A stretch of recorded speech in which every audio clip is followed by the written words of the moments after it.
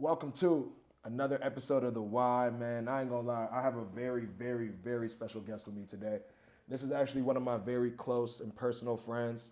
There's so much I can say to really introduce my man, CJ, Christian Brown, man. What's up, my brother? How you doing today, brother? I'm feeling blessed, bro. How are you? I'm feeling good. I feel like it just makes sense to take this all the way to the beginning, right? Okay. To when I first met you. So, CJ was a new kid when you come. High junior, school. senior year. Junior year of high school. Junior year of high Yeah. school, man. CJ came in, and some way, somehow, he became best friends with my brother. Off rip. But let me tell you about something. Because of that, because me and my brother didn't have close, we didn't hang out in high school like that, you know what I mean? So, not saying I didn't like CJ, but it was like, that's Tosa friend. Yeah, y'all stay over there, you feel me? So, it was always that relationship up until I would say about college. And I don't know how you feel about me, but my dynamic changed towards you when I went to Kennesaw that first, I think, Wiz Khalifa concert. Was that Homecoming? Homecoming, yeah. That was our first time we went to Kennesaw State. And, bro, I don't even lie, bro. I was watching you and how you were moving and how, everyone just treated you around campus, bro. I was very inspired, bro. I'll be honest, bro. I was just like, that's how I'm supposed to move, bro. And I took your approach, how you did things at Kennesaw, just because we slept in your room that weekend. Stuck in it, yeah. And CJ knew everybody. All the girls was coming through CJ shit. Everybody was talking CJ. CJ was just a man at Kennesaw, bro. And I was like, this is how I got to move at Georgia State. So I will say you always inspired me, bro, since about 18 years old, bro. Yeah. No bullshit. And now to see your journey, your growth, and especially spiritually, you're still an inspiration to me, brother. So thank you, bro. How was it being the new kid? At school, it was dope, bro. I liked it. Yeah. It was my first time ever going to a new school. And the fact that it was junior year of high school, I was about to be a senior. So, I was already there. You already had to I was more mature. Yeah. And I was already more mature, and I was on the basketball team. Yep. And so I think that really helped me. And I was going from a primarily black school to a white. More white, especially back. Grayson was white as fuck. Grayson was white, and so it really helped me prepare for Kennesaw. Yep. Truthfully, it was my first time being around that many, white people, white kids. Especially coming from Charlotte. Especially coming from Charlotte, right? yeah. And so it just helped me to evolve. It widened my perspective, and I enjoyed it. It was like a fresh start for me. Why? You also was the one of our group, or of our people, to not go to Georgia State. You was the lone wolf at Kennesaw. Yeah. Was that a purposeful decision, or why did you choose to go to Kennesaw? I just liked the vibe. I liked the suburban vibe. Yeah. It was still close enough to the city. And at the time, I don't think I had a real desire to want to just be in the city, be directly in the city like that. I liked the Kennesaw feel. It felt more comfortable. More natural to you. More natural, more comfortable. Yeah, I appreciated that. So tell me about your time at Kennesaw, bro. How did you, I hope I ain't glazing, but how did you become the man at Kennesaw, bro? Yeah, bro. It's through many trials and tribulations. I'll just say this to add some context. My freshman year of college, I was arrested.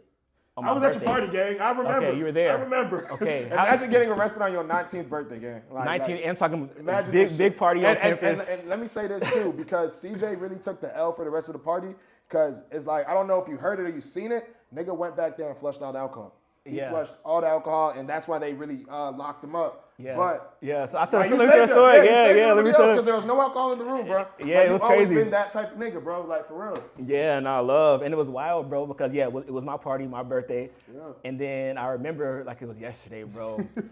It was a knock on the door. Somebody was like, "Oh, it's 12." Yeah. And I was like, "Ah, damn!" And so I took the alcohol from the kitchen, went to the bathroom. It turns out one of the officers saw me go into the bathroom, and I didn't flush the alcohol. I just put it under the sink in the bathroom. Yeah.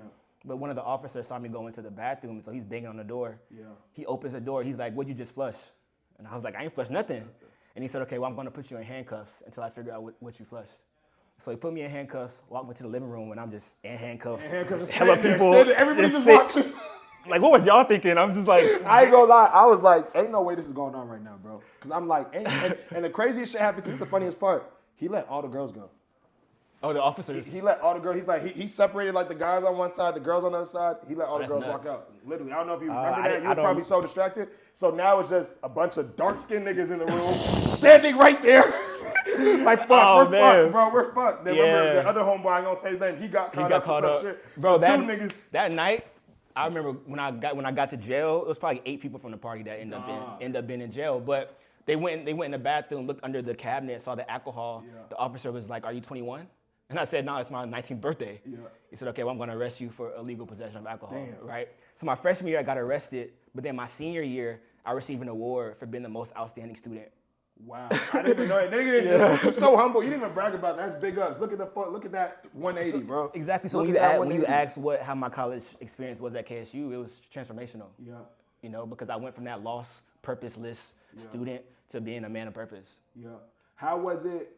Because you know, niggas at the time we were young. I don't even think anybody probably even followed up with you about how you probably felt about getting arrested on your 19th birthday. Like, how did your parents take it? Like, how?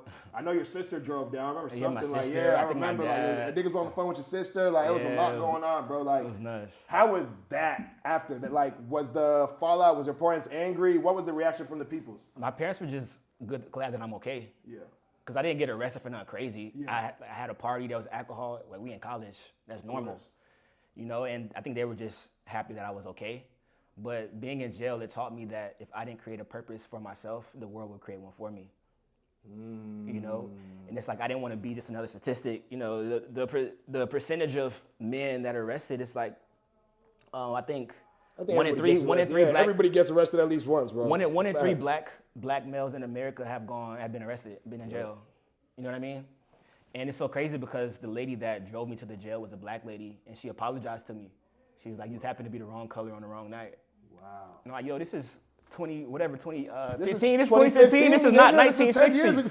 This is not 1960." But Yeah. it lets you know that racism still exists, and we're still black in America, and so that comes with, downfalls. It comes with trials and tribulations. Absolutely. Hard times, hard moments. Yeah. And then, I remember your 19th birthday. And at that point, now we're kind of locked in. You're coming to Georgia State a lot, going to basketball games with us. Like, and now, like, because pretty much I became cool with the rest of my brother's friends, Sean, Austin, everybody. Yeah. So now, like, we're all good friends. So now it's officially say CJ's my friend. And then 2017 comes. We take a trip to kick the year off, man. We go to Nicaragua. And you know me, it just has to be me. But I get in a real bad accident. I crash my ATV, and I almost die. Or I'm on, I guess, like I need to have emergency surgery. We don't know what's gonna happen at this point. Like CJ was the one to sign my hospital papers, like sign my surgery papers, sign the papers to allow them to proceed because I had no real legal guardian there. Yeah. So thank you for being the man in the room and doing that. Yeah. You know what I mean? But like, You're welcome, bro.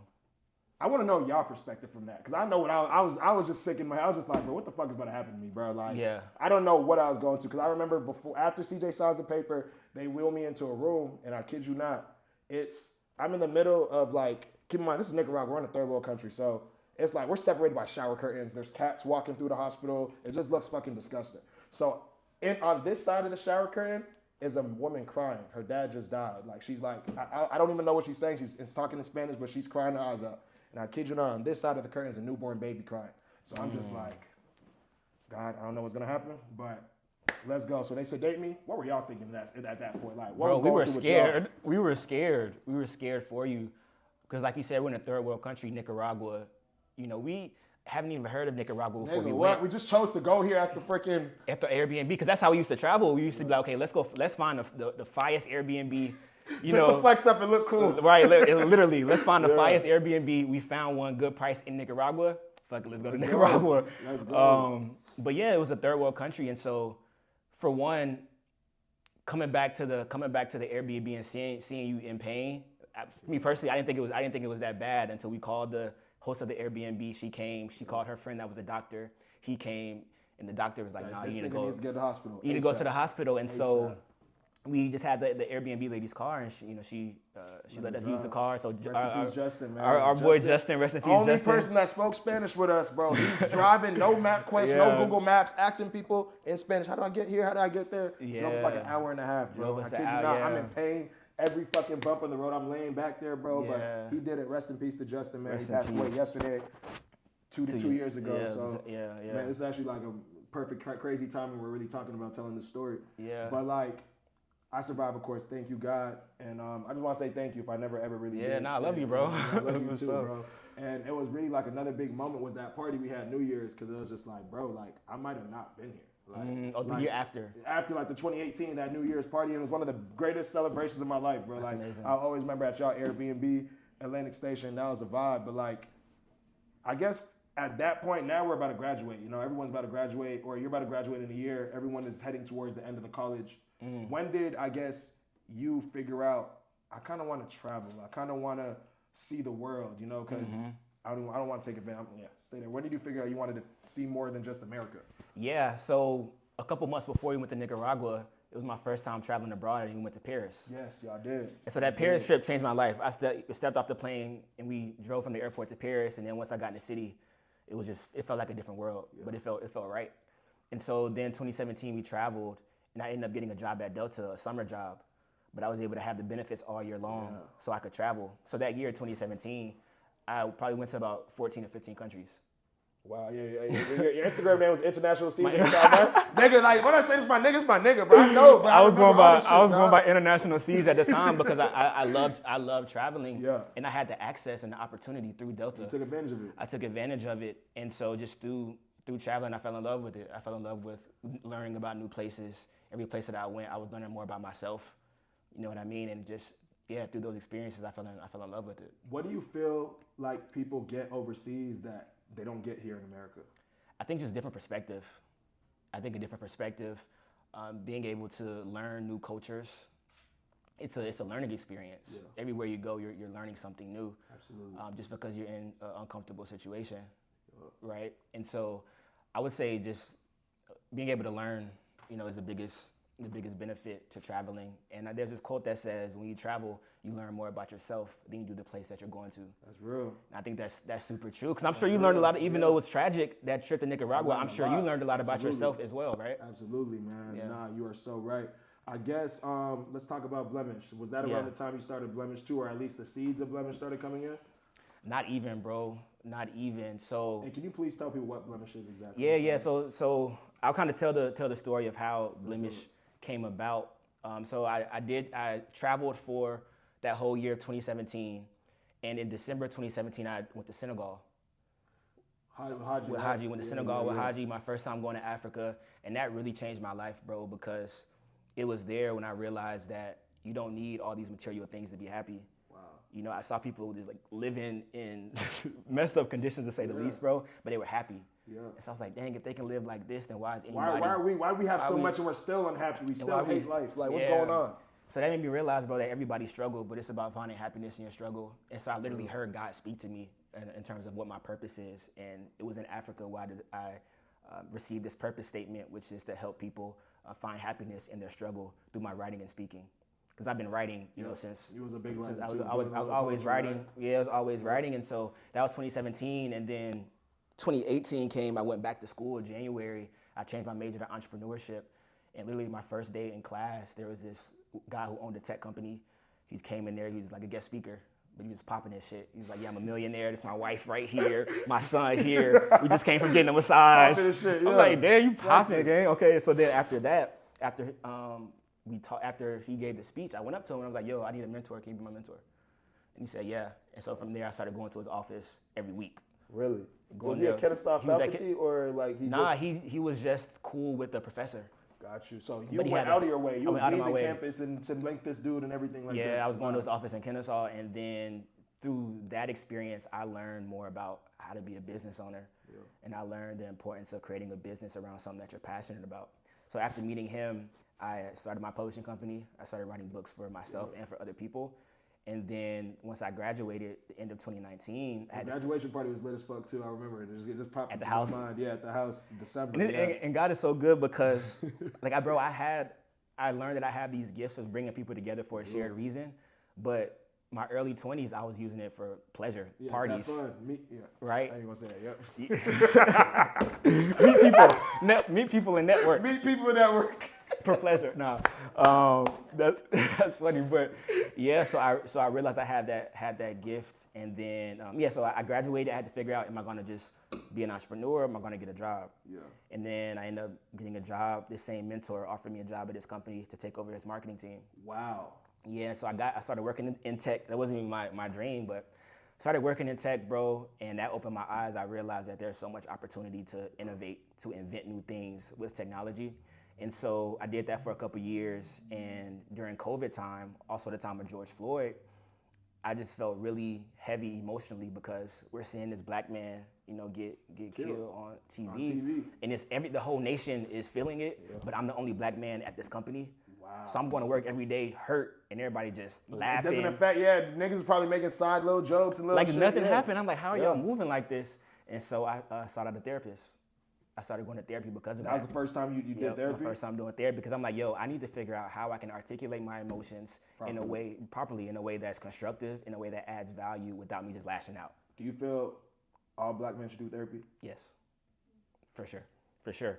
And so it was once I started going to therapy, for one, I learned how to articulate my emotions, but then I just gained resources on well-being, on mindfulness that just helped me process. And I got diagnosed with severe anxiety when I went to therapy, because I felt like whenever I didn't leave the crib without my strap, something bad would happen. You know what I mean? And I didn't even know severe anxiety was a thing. Yeah, you know what I mean? I don't want to sound stupid. That's what exactly I meant, but yeah. It's like chronic anxiety, bro. So that just opened my eyes even more, and I'm like, this information is so valuable, but I'm having to pay $300 for this. Too much. There has to be a way we can use technology to unlock access to these mental health and wellness resources, and that is the purpose of Blemish. I love that. Really walking in your purpose. And before we continue on, I want to dive back in to how important a mentor is, because you really shot your shot, and that kind of directed you to every single thing. Not everything, but it kind of directed you into where you were going the next. Like you having the boss, because a lot of people would probably, a lot of your classmates probably just sat, listened to dude right there, and all right, cool, whatever. And went on to the next class that day. You made sure to see him, seek him, and build that relationship with him, and he ended up employing you. Mm-hmm. Yeah. So what's the question? Mentorship is just big. Mentorship is just big. It's huge, right? It's huge. There's an African proverb that says, smart people learn from their own mistakes. Wise people learn from the mistakes of others. Stupid people never learn, right? So it's that middle piece of really using wisdom. And the Bible says there's wisdom in a multitude of counselors, right? And so having that instinct to say, okay, I don't know it all. I need some counselors in my life who have been where I'm trying to go. Have went through the pitfalls and everything like that. So tell me, another thing that really inspires me about you was that you was one of the few people to leave. You said fuck it and left. The country. Yeah, left the country. You dropped everything. Yeah. In your mid-20s, probably early 20s at that stage. 25 I left. 25, mid-20s, I'm moving to Paris. You dropped everything. You know what I mean? I know me, I've said no to opportunities in New York. I've said no to job opportunities in Carolina because I didn't want to leave. And you left the whole country. When did that set into your mind that this is what I'm doing and I'm not turning back. I'm leaving. I'm cool. I'm comfortable with it. Yeah, bro. That year 2017 when I was doing all the traveling, I had went to Paris 3 times that year. Wow. And every time I went, I'm like, okay, this is my place. I need to be here. I need to be here. There's something here for me spiritually, that I need to receive. And so while I was in college, I had the dream going, and I started trying to take action on it. And so one thing I did that I recommend everybody do, and this is where the core of the "you're always one connection away from your dream" quote, my quote, "you're always one connection away from your dream." Yeah. This is where that started. So I was in college. I went on LinkedIn because my mentor told me. This first thing he said when we met, our first meeting, he was like, "Do you have a LinkedIn?" I was like, "No." He said, "Make one right now." And so I did that, bro. Genius. And so while I was in college, I think my senior year of college, I went on LinkedIn. I searched entrepreneurs in Paris, and I started reaching out to people, bro. Hey, I'm a college student. It's my dream to go to Paris. Can you help me? I reached out to at least 100 people. Wow, that's dedication. Because I wanted it that bad, bro. I wanted it that bad. It was really set in stone for you. And I knew it was possible. And so nobody responded. Nobody responded, right? That could help, but I still did it. I planted the seed, and that's what it was, right? I was just planting seeds without even realizing it, bro. But it was my dream, and so I ended up taking a job, which was cool. But even when I took the job, I told my mentor, "Hey, I'm gonna go to France." And in his mind, he's like, "Okay, just work this job, get comfortable here in Atlanta. You trying to move overseas?" Right. But I knew what was on my heart, and so about a couple years into the job, I started reaching out to people again, the same people that I reached out to before. I followed up, and there was one lady. She was the head of startups at WeWork in Paris. I reached out to her again, "Hey, I'm still trying to get to Paris. Can you help me?" Yeah. And she responded to me same day. Wow. She was like, "Hey, Christian, I'm so sorry I missed your message from 2 years ago." Wow. 2 years ago, crazy. 2 years ago, right? 2 years ago, crazy. But she was like, "Yes, I'd love to help you. Let me know I can help." And so she's the one who told me about the French Tech Visa. So the French Tech Visa is a program that the president of France put together to attract international founders. So you have to go through this process of, one, pitching your project to the Ministry of Economy and Finance of France. The big dogs, The yeah. big dogs, the government, yeah. government. Wow. And then you also have to be accepted into an incubator. So she helped me walk through both of those stages, get accepted, and I got a 4-year visa to go live in France. Man, you did it, man. Your goal that you plant seeds for 2 years before was finally actualized. What was a transformational experience in France? Like one specific moment in France that really shaped who you are today? Yeah. I would say Paris Olympics. Oh yeah, you was out. Paris Olympics, summer 2024. You just came back. He really just came back like 2 months ago. Like no cap. Yeah. Paris Olympics 2024, Blemish hosted the Mental Health Champions Conference. I didn't even know that. You did it, bro? What? Did you post it? Yes. I ain't gonna lie. Okay, lot, that bro. means I wasn't paying attention. A lot. I was busy watching LeBron hoop. I'm sorry. Yeah, it's all good. But we hosted a conference, bro, fire, during the bro. Olympics. That's huge. We had Olympic athletes, we had technologists, we had psychologists, all there to speak on at the intersection of mental health, technology, and physical activity, sports. Yeah. And so it was literally a vision, bro, that I wanted to do. And I had people telling me like, yo, this is not gonna happen. It's One of my business partners in France was like, yo, you're crazy. I was like, bro, we're gonna do it. We're gonna get it done. We're gonna do it, and we did it. I was able to get $20K in funding for the event, just hustling, bro. The week of the event, I found 2 Olympic athletes to speak. And so I was hustling, bro, getting it done, and it happened. It was a great time, bro. We rented out a WeWork building, had an auditorium, then had a rooftop party after. It's like, bro, I'm coming from Atlanta, Yeah, you know what I'm saying? I'm not even from here. I'm not even How from you here, running bro. out here, man? Like, What are we doing? That's fire, CJ. But God is good. God is great. God is great. I ain't gonna lie. How does it feel to? Because I know that's like a life, damn near like a life checklist right there to say I did something with the Olympics. Yeah. I did something with Olympians. Like people can't brag about that. People can't even say, like I still have. I watched the closest I've been to the Olympics is TV, bro. You know what I'm saying? Like you being involved in that. What did that open up in your mind? Did that show you like, okay, this is like something small compared to what I could really do in the grand scheme of things if I really put my mind to it? Basically, it was like, okay, what else can I do? Yep. And so shortly after that, later the same year, I ended up moving away from Paris and moving to a small French town in the southeast of France called Annecy. And it was 30 minutes away from Geneva. Yeah. So now I'm thinking, okay, I did this in Paris, I'm trying to go to Switzerland. Yep. And so I realized that because one, Switzerland is the most beautiful country, but also Geneva is where the headquarters of the World Health Organization is, the headquarters of the United Nations, headquarters of the economic, something with economics, World Economic Forum.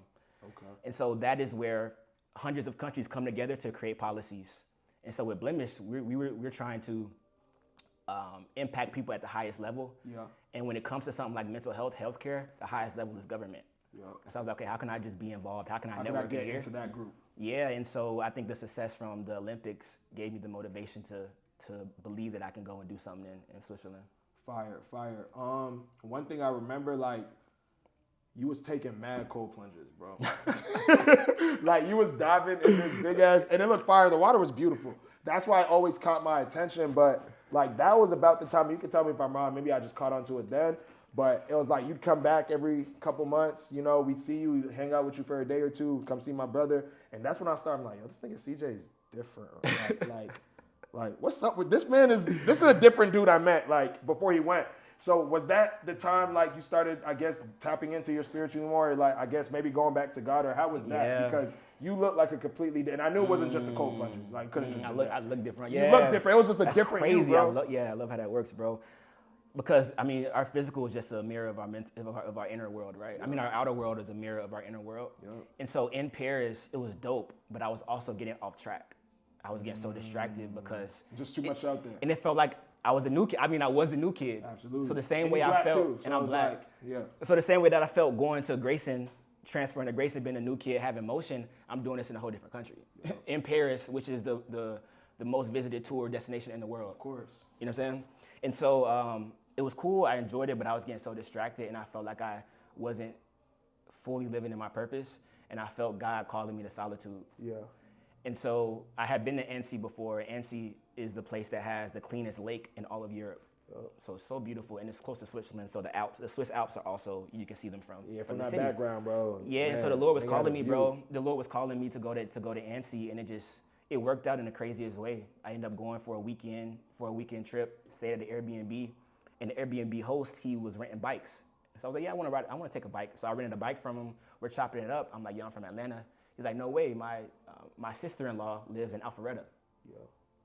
You know what I'm saying? I'm like, how? I'm in this small French town, but you Wait, have. say that part again. I'm sorry. So he said, my sister-in-law lives in Alpharetta, Georgia. Georgia, yeah, that's what I was going to. I didn't know it was Alpharetta. And, okay, gotcha. So Alpharetta, so close to Atlanta. Yes. So I'm like, wow, that's crazy. You're in this small French town, but you have connections to where I'm. To where I'm from. To it's where not I'm an accident. from. That's too coincidental. To where I'm from, and so we connected, locked in, and then I was like, yo, I would love to live here someday. And he said, well, I got 2 more apartments that I'll rent out. Do you want one? Wow. So look, that's how God just makes everything happen. I'm sorry. Yeah. Can one of y'all close that door for me, please? That black door that goes to the studio, because the music is irritating the hell out of me. But so. Thank you, baby. So you moved to Annecy. I moved to Annecy, and that's where the spiritual journey really took off, because, for one, I was deciding to get more intentional about my abstinence journey. Yeah. And also get intentional about being alone. Yep. And one thing I realized is that as men, so many times we go to women for solitude, for comfort, for we go to things women. we're not supposed to be searching for in women. I agree. Because women are nurturers. That's one of their gifts, right? And so naturally men just go to women for nurturing because they need that. And I did that as well, but just because of my relationship with God, I realized like I need to get my nurturing from God, from the Holy Spirit, right? And being in solitude gave me a way to do that. You know, being close to a lake, doing cold plunges in a lake. Yeah. And this is like how it says in the Bible. I don't know the verse, but it says, "The Lord is my shepherd; I lack nothing. He leads me beside still waters. He makes me lay down in green pastures." And so I'm like going in this beautiful water, green pastures. Literally, I'm like, Lord, I'm walking. You're seeing the Bible verse come to life. You feel me? I'm living. And I think that's what every Christian's life should be. We should be like walking examples of the word. Yeah. You know what I mean? And so I think living in that small French town helped me to become more like Christ. So I remember you. I made a call to you because I wasn't planning on being abstinent, but I was gonna interview somebody that was talking to me, and he really inspired me about like once he gave me his book about why men should be abstinent. I wanted to talk to you and like hear your story, and that's when me and you talked about it for a little bit, and that's when I was like, oh yeah, this is a whole different nigga, cause like, can I speak on your pastor now? Like he was him with the girls. He was a ladies man, you know. I was ladies man, yes. He was a ladies man, bro. So yes, like sir. For you to go like completely cold turkey like that. Yeah. I was just like, damn, bro, this nigga's really like in his word or whatever he's feeling right now, he's convicted. You know what I mean? Like, I know you said the Lord was calling to you, but how did you know that was the move? Because to me, like, I'll fast from something else. But I feel like sex is just so hard to like say no to. Yeah, and it is, but it wasn't my first time practicing abstinence. So when I was at the tech company working, one of the first things that I did was I invested in a coach. And like a business coach, a personal coach. But I wanted a mentor. Yeah. And but there was this guy named Tony Gaskins. He's online now. But you know, strong, he's a millionaire, writer, faithful husband, man of God. I'm like, yo, I want you to be my mentor. And so I hired him to be my coach. And I told him like, yo, my intention is to get you to be my mentor. He was like, no, I don't do mentor-mentee relationships, but I'll coach you. Yeah. And I said, okay, cool. So I was paying him, you know, to coach me. And one of the things that he asked me during our first call, he was like, you know, what is most on your heart? And at the time, what was on my heart was a book called Playing with Fire. And it was about temptation. And he was like, so what's your journey with temptation? Like, how are you? Are you strong with temptation? I'm like, not really. I'm not abstinent. He's like, okay, well, you're not ready. He said, you need to have a year of abstinence to see if this is really like what you're about. And so that year, I was abstinent for a year. Wow. And after that, I got in a relationship and got off track. But I knew just from that time that this is where I'm supposed to be going. For you. What changed for you in that year, or what did you notice about yourself that changed? Like, were you thinking clear? Like the book I interviewed the dude about that. He made a book about why men should be abstinent, and he pretty much said you can hear God. Like that's the clearest to hear God when you're not having sex. Like, is that something you agree with, or what do you? Tell me about what you found out about yourself and learned about yourself during your abstinence journey. Yeah, I think the biggest thing is it gave me my time back. Yeah, people invest so much time into women. People invest so much time into sex, especially as men, because it's not just, we calling somebody to get sex. It's like, no, we're trying to build a relationship, figure out how we can, navigate, right? Absolutely. And all of that is investing time into something. Like we're sowing seeds. Where we could put something else into. We're sowing seeds into like our carnal spirit. Yeah. But on the journey of abstinence, it gives you time to sow seeds into your spirit, man. Yeah. Right? And so sowing those spiritual seeds just helped me to be more intentional in my time and helped me to evolve to be like the person I am today. Yeah. You know, it helped me really be the person that could move overseas, like all those things. I think being abstinent helped with that. So, why do you believe, or what brought you back to America? Why do you think now is the right time to finally come back? Yeah, I think multiple reasons. The first reason is business. One thing that I learned overseas is that people look at America as the golden place for business. They think of English as the language of business. Yeah. And so a lot of the business that I was doing out there, the contracts that I was getting was just because I was American. They're like, oh, you're American? I want to teach you something. I want to work with you. I want to learn from you. You must have something. You must have something. and so it helped me. It gave me privilege. But I realized that it wasn't sustainable to try to build wealth and and scale a company out there because for one, I didn't fully speak the language. Even now, I can speak French, je parle français, but I can't. Like je parle français, but I can't. But I can't have like a real deep conversation, do a whole business deal in French. And so I realized that I had leverage now after 4 years in France. I have leverage now that I can come back to America to use to scale my company in America. You know, where the most business is done. America has the most billion-dollar companies, most trillion-dollar companies. Like, if you want to build and scale a business, America is a place to do it. And so the fact that I'm American, it's like, okay, this is a no-brainer. No-brainer to come back. Yeah. I feel like you're very defined. Like, I'm not saying you didn't know your purpose before, but like now it's like you're fully in on it. Like, I know where I'm doing. There's no question about it. Right. I could give a fuck what you say. Like, this is what I'm doing. I know my plan. How would you, or what advice would you give to other men that are still kind of like looking like, I don't know, I don't really hear God clearly. I don't know which way to go or which way to use my talents and my gifts. What advice would you give to those people? Yeah, a couple things. First, I would say focus on community. Try to find a good community of brothers, not a community of women, a community of brothers, right? That are also intentional about living in purpose and healing and show up. You know, show up with those men, show up as yourself. Because we can't do it alone, right? And we don't have to. There are so many resources out here to improve your mental health and well-being. But for men and black men, there aren't a lot of communities and spaces to do that. Yeah. So you have to be intentional about finding it because it's important. And also communities of faith communities. You know, be around people that are also seeking God, seeking Christ, and just start to build relationships, have conversations, because it's going to be through experiences that you learn what your purpose is. You know, you might already know your gifts. If you don't, I would say, you know, what are you good at? What do you like so much to do that you would do it for free? What do other people say that you're good and gifted at? You know, those are all hints into your purpose. Wow. But experiences, community, I think that's where, you know, you really discover why you're here. A year from now, when we sit down again to talk, Ooh. What do you hope to have accomplished? Yeah. Where do you hope to have taken Blemish, or even not Blemish? Where do you hope your personal growth journey has gone in a year from now? What do you hope to say if you've ticked off the list? I would hope to say that I have got married. that I've gotten married.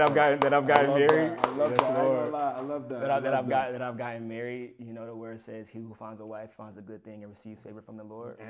You know, point blank. The Bible also says, "Enjoy the wife of your youth." You know, and a lot of things are meaningless, right? But I think having a strong partner, having a wife, building a legacy, it starts with marriage, right? And so I think that's the first. So if I'm not married and I'm super close, is planned, engaged. Y'all engaged, y'all just building towards it. So I'm gonna be at a wedding next year. Like, you feel me?